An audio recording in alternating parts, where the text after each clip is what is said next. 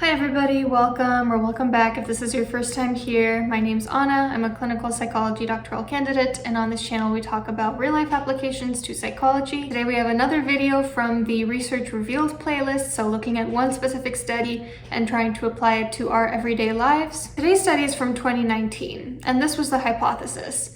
Romantic relationships require interdependence between partners, right? So this interdependence will be perceived by men who hold hostile sexist views, which I'll go into what that is in a second, as them having less power in the relationship, resulting in greater aggression towards their partner. The research article actually had 4 different studies within the same article, and the hypothesis was confirmed using all 4 of those different studies. So men who scored higher on measures of hostile sexism thought that they had less power in the relationship than they actually might have. And this lower perception of power led to greater aggression towards the female partners in day-to-day interactions, and these aggressive interactions were observed during couples' video-recorded conflict discussions.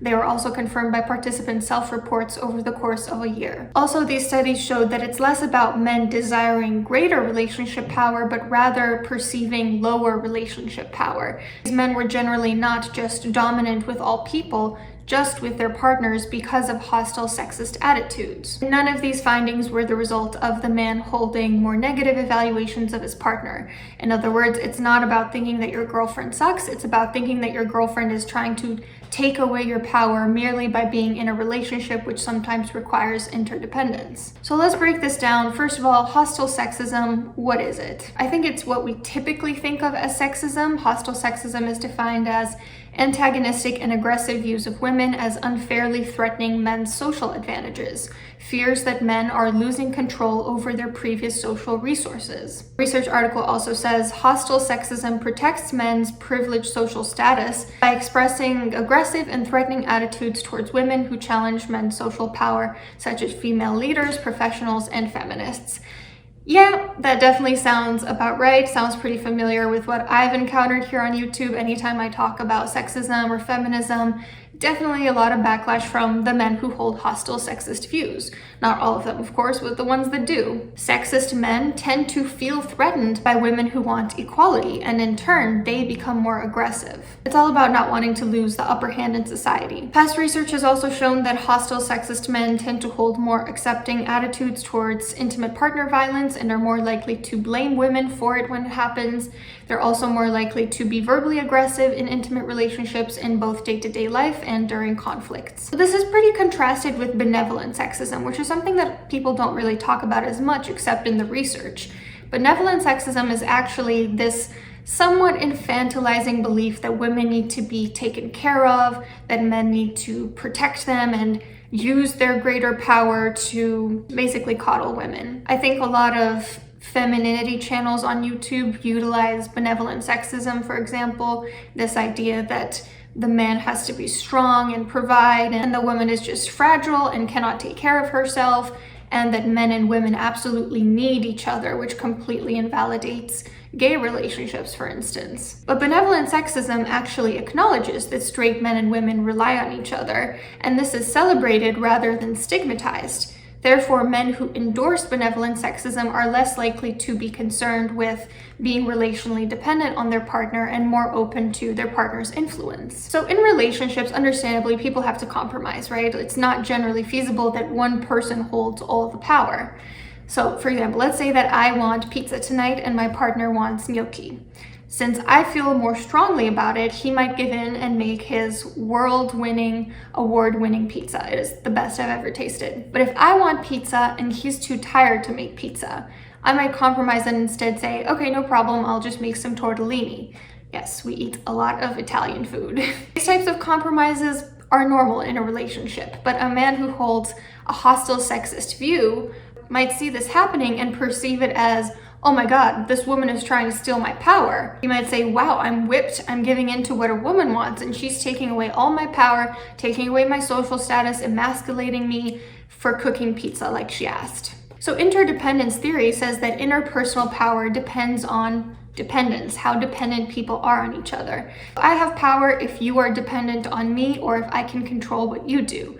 I lack power if my choices depend on you. So in a straight relationship, if occasionally the woman has a say in the man's decisions, like, I don't think it's appropriate for you to get dinner with your ex, for example, something which is normal to do, I think most people would argue, in a relationship, a hostile sexist man will perceive that as an affront and a theft of his entitled power. So these types of men then become very vigilant to signs that they're losing power. So when their wife says, hey honey, remember I asked you to clean the windows today, they might say, how dare you, and just go into a tirade. So why would this make them more aggressive?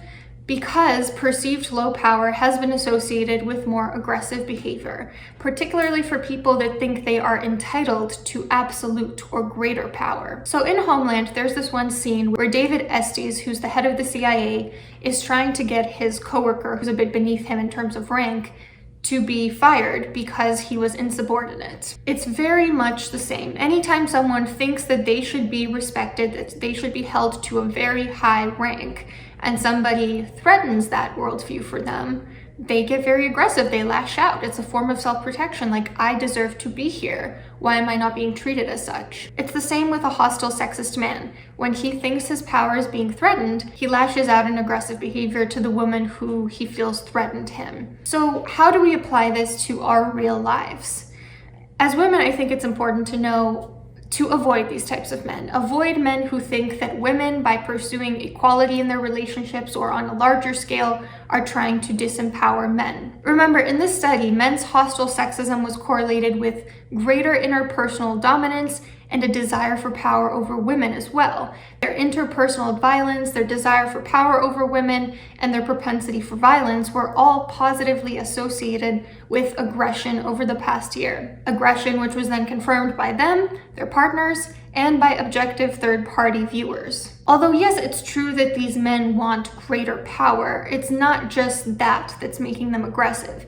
It's their perception that they have less power that better explains the link between hostile sexism and aggression. And by the way, I'm sure this isn't the only thing that explains this link. I'm sure there are many other factors that this particular study did not explore. But this is interesting because it really explains why communities such as the Red Pill or MGTOW can be so dangerous, because they convince men that actually they're the victimized ones. They're the ones with less power in society, so they lash out in aggressive ways to try to take women down a peg. It's about insecurity and self-protection, not about dominance. It's not about being dominant or violent as a person, although that can certainly be associated with these attitudes.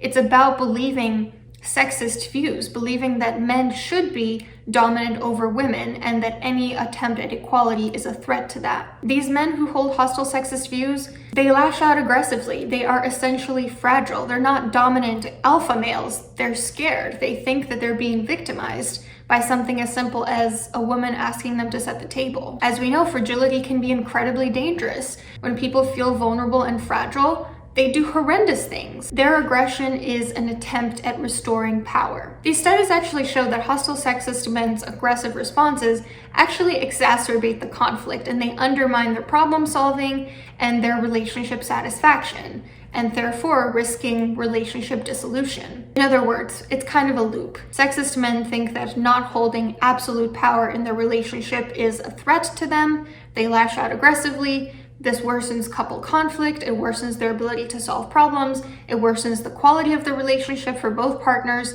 and eventually the relationship ends. And then they use that also to further become ammunition for their beliefs that women are trying to take away men's power, women all suck. It becomes a loop where they hold sexist attitudes, they sabotage their relationship, they then feel proven right that women are awful, which only results in future issues in their future relationships. They're essentially shooting themselves in the foot, like, oh no, if this isn't the consequences of my own actions. If you are a woman dealing with such a man, no amount of walking on eggshells will be able to solve this issue. There's a good chance that they will take every compromise or request or boundary as an affront to their masculinity and lash out in abusive ways. There is nothing you can do in this situation because no matter how much you try to give the other person more power or make him feel like more of a powerful man, if he holds a bias that women want to take away men's power, he will perceive that he has low power no matter what. He doesn't just want greater power or equal power to you, he wants absolute power. The only thing that you can do at that point is to spare yourself the aggression and sexism that ensues and to not be around such a person, to remove yourself from their vicinity and their life. Interestingly, the study also showed that benevolent sexism doesn't seem to cause the same issues. Men who think that women need to be protected and coddled don't take women's needs as an affront to their masculinity. Quite the opposite, actually. It's how they derive their masculinity. And therefore, they don't lash out aggressively when women try to be interdependent in a relationship. Actually, the study suggested it might be women who hold benevolent sexist beliefs that may actually behave more aggressively towards their partners. So women who think that it's their partner's job to be this manly man and protect them might actually be aggressive. Also, another finding from the study was that men's, but not women's, hostile sexism was associated with greater relationship insecurity, so greater attachment anxiety and avoidance, both clinging behavior and pushing away behavior. So if you're wanting an extra layer of protection to stay away from such men, keep a lookout for those who have insecure attachment style as well, people who either push you away or suffocate you. Of course, not all men who have this type of attachment style are aggressive or sexist, but those who are tend to have more insecure attachment style. So those were the findings of this study. I hope that this was helpful to you. Let me know what you think about it in the comments down below, and I'll see you in a few days.